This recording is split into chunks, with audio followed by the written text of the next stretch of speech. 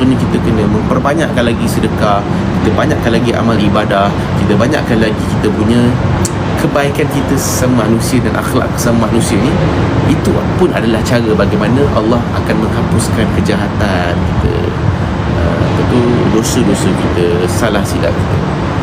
Apa nama tajuk buku tu? Tajuk buku dia adalah 300 hadis bimbingan. Buku ni dah lama dah saya beli ni. Saya rasa hampir 10 tahun dah saya beli. Dah lama dah. Buku ni pun lama. Saya nak cetakan tahun bila kan?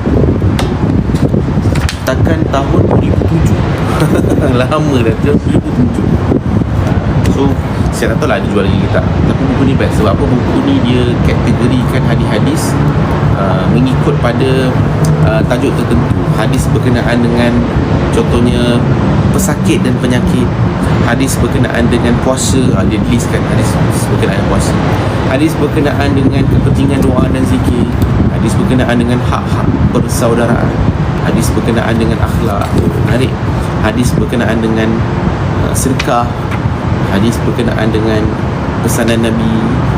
So yang saya sebut, yang saya cerita tadi tu daripada tadi, hadis-hadis di bawah tajuk pesanan-pesanan Nabi.